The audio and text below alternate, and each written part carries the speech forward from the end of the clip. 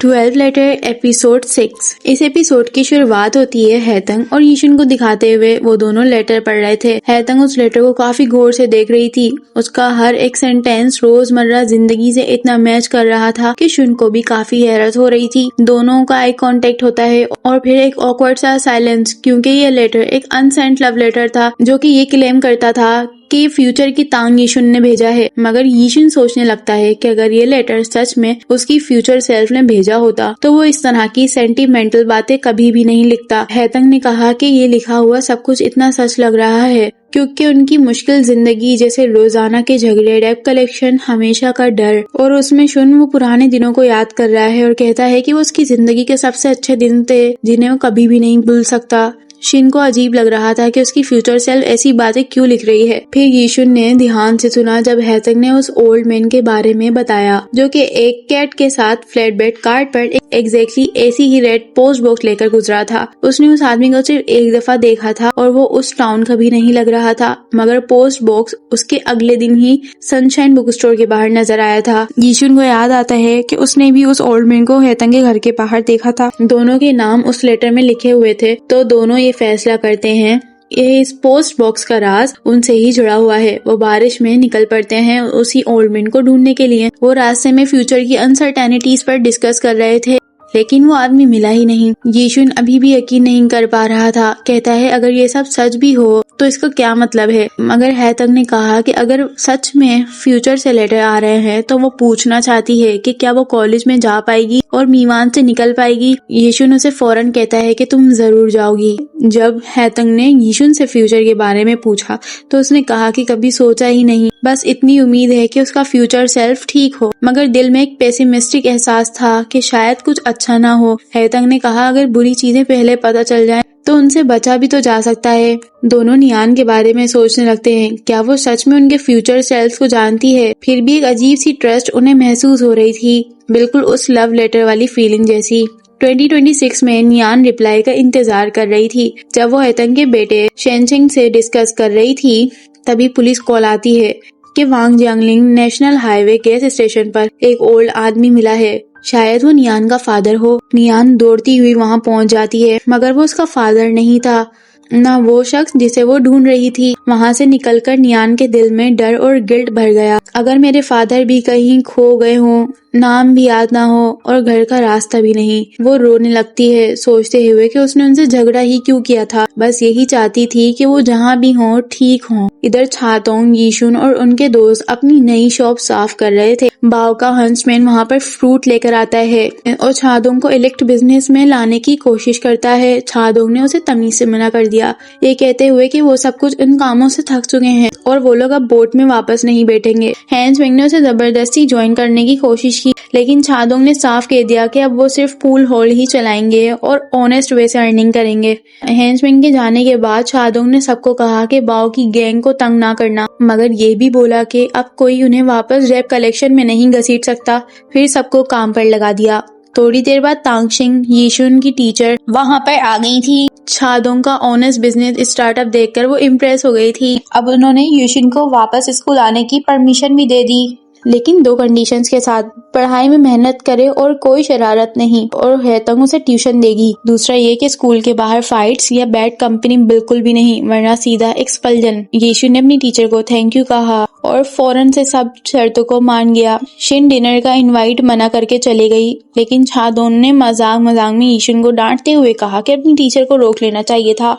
रात को हैतंग यीशुन के घर उसके बाल काटने गई, क्योंकि नेक्स्ट डे यीशुन को स्कूल स्टार्ट करना था। उसने बाल काटते हुए कहा कि शेन शाओजुन या किसी और से लड़ना मना है। कोई प्रॉब्लम हो तो वो उसे पढ़ा सकती है और उसकी मदद करेगी। यीशुन ने हैतंग को बताया कि उसे मैथ्स पढ़ने में काफी मुश्किल आती है और बहुत सी चीजें उसे समझ नहीं आती। हैतंग ने प्रॉमिस किया कि वो उसे तब तक समझाएगी जब तक कि वो पूरी तरह से समझ नहीं जाता। फिर हैतंग ने उससे पूछा कि कभी सोचा है अपने फ्यूचर के बारे में, यूनिवर्सिटी के बारे में। यीशुन ने कहा उन जैसे लोग रोज का गुजारा करते हैं, फ्यूचर सोचना तो लग्जरी है, खासकर जब उनका बचपन भूख से गुजरा हो। अकेला आदमी क्या सोचेगा। हैतंग ने उसे हौसला दिया कि इस तरह से गिव अप मत करो। उसने बताया कि कॉलेज उसकी जिंदगी की उम्मीद है, मीवान टाउन और उसके बाद यीबू से बचकर भागने का रास्ता। हैतंग की दादी ने अपना घर उसके नाम कर दिया था और मरते वक्त उसे कहा था कि ये घर बेचकर टाउन से बाहर चली जाना अपनी यूनिवर्सिटी के लिए। जब भी उसका बाप वायलेंट होता था वो अंदर से रिपीट करती थी और अपने आप को हिम्मत दिलाती थी कि कॉलेज पास कर लो और मीवान से निकल जाओ। यीशिन को यकीन था कि वो कर लेगी। हैतंग ने कहा कि वो दोनों साथ में पढ़ेंगे और साथ मिलकर सब कुछ चेंज करेंगे। यीशिन को शक था कि वो उतनी अच्छी यूनि में नहीं जा पाएगा। हैतंग ने मजाक में कहा कि फाइटिंग से इजी है एंट्री टेस्ट को पास करना। हेयर कट के बाद हैतंग देखती है कि यीशिन काफी नीट लग रहा है और यीशिन को अपनी खुद की शक्ल पहचान में नहीं आ रही थी। अब यीशुन ने हैतंग को घर छोड़ दिया और जाने से पहले एक ग्रीटिंग कार्ड दिया। यीशुन खुशी से उसके पोस्ट कार्ड को देख रहा था, बिल्कुल बेखबर कि उसके घर से कुछ आवाजें आ रही हैं। जैसे ही हैतंग अंदर गई किसी ने उस पर हमला किया और वो बेहोश हो गई। सुबह यीशुन उसे स्कूल लेने आता है लेकिन कमरा खाली था, इसलिए उसे लगता है कि हैतंग स्कूल जा चुकी है। स्कूल में शेन शाओजुन ने फिर से प्रोवोक किया शुन को, लेकिन इस दफा शुन ने लड़ाई को अवॉइड किया क्योंकि उसे अपना प्रॉमिस याद था। जब पता चलता है कि हैतंग सिक लीव पर है जो कि उसके बाप ने यहाँ पर जमा करवाई है, यीशुन डर जाता है और बीच स्कूल से भागकर हैतंग के घर जाता है, मगर उसका घर खाली था। वो फौरन से पुलिस स्टेशन जाता है। पुलिस के हिंट से अंदाजा हो जाता है कि यीबू हैतंग को साइकेट्रिस्ट हॉस्पिटल ले गया होगा, प्रॉपर्टी के लालच में उसे मेंटल इलनेस का लेबल लगा के बंद करवाने के लिए।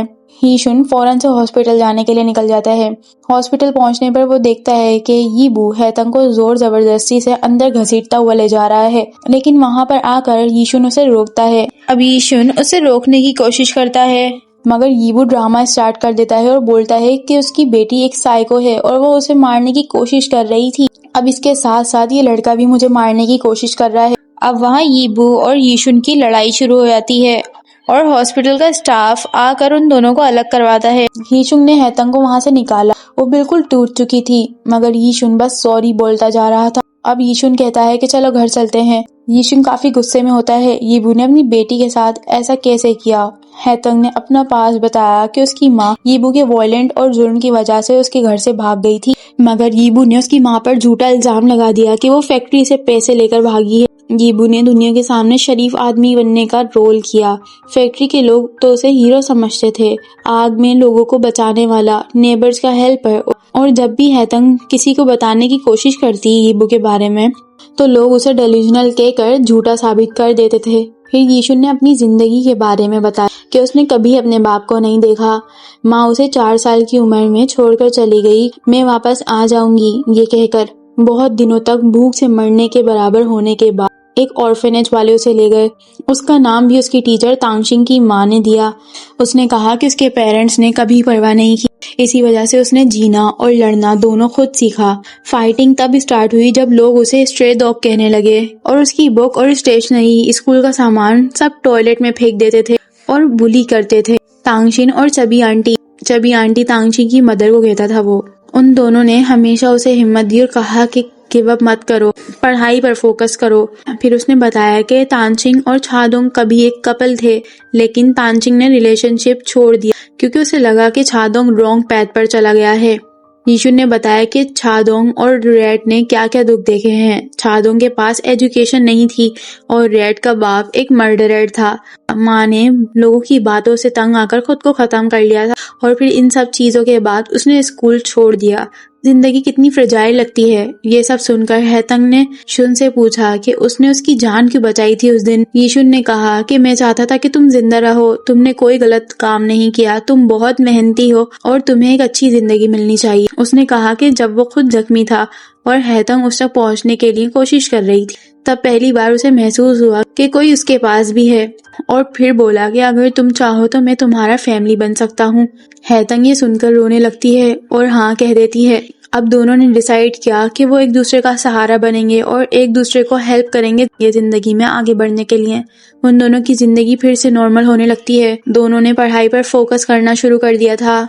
हैतंग पहली दफा बाईसाइकिल की राइड करती है, बाईसाइकिल चलाना सीखती है और साथ साथ वो शुन को मैथ्स पढ़ाती है, उसे ट्यूशन देती है। 23 को दोनों डॉक पर जाते हैं। वहां गए हुए उन्हें काफी देर हो गई थी और शाम खत्म होने लगती है। उन दोनों की उम्मीद टूटने लगती है ये सोचकर कि वो सब कुछ झूठ होगा।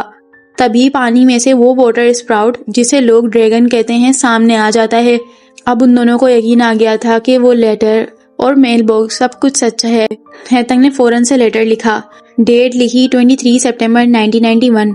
उसने कहा जो लेटर पहले मिला था वो यू जियोंग का नहीं था, वो लेटर पहले से फटा हुआ था। और उसने ये भी बताया कि वो दोनों बीजिंग सिटी के बारे में नहीं जानते हैं। और लेटर्स तब आते हैं जब एक ऑरेंज कैट रात को पोस्ट बॉक्स पर जंप करती है। उसने रिक्वेस्ट की कि प्लीज उसे ये सब कुछ एक्सप्लेन कर दे। 2026 में नियान के पास रिप्लाई आ गया। हैतंग का बेटा शेनचंग ये देखकर हैरान रह गया और कहने लगा कि क्या तुम श्योर हो कि ये मेरी मॉम है? नियान ने कहा कि कंफर्म नहीं कह सकती, खास करके जब उसने लिखा है कि वो लेटर उसके फादर का नहीं था। दोनों ने सोचा कि ये पोस्ट बॉक्स मल्टीपल टाइमलाइंस को कनेक्ट करता होगा और शायद कोई और भी उसे यूज कर रहा हो। चीजें पहले से ज्यादा कॉम्प्लेक्स होने लगती हैं। शेनचंग कहने लगता है कि नेक्स्ट लेटर वो लिखेगा और एक ऐसा सवाल लिखेगा कि जिसे सिर्फ उसकी मॉम ही रिप्लाई कर सकती है और ये उसका लास्ट चांस होगा यकीन करने के लिए कि वो उसकी मॉम है या नहीं। नियान काफी बहस के बाद हाँ कर देती है। एपिसोड एंड हो जाता है जब नियान ने फोन पर किसी को कहा कि वो पूछ हुई जा रही है क्योंकि शेनचंग की मदर मिल गई है। ओके गाइस, सो यहाँ जाकर वीडियो खत्म हो जाता है। अगर तुम लोगों को वीडियो अच्छी लगी है तो वीडियो को लाइक कर देना, चैनल को सब्सक्राइब कर देना। अब मैं मिलूंगी आप लोगों से नेक्स्ट एपिसोड के एक्सप्लेनेशन के साथ। Till then bye.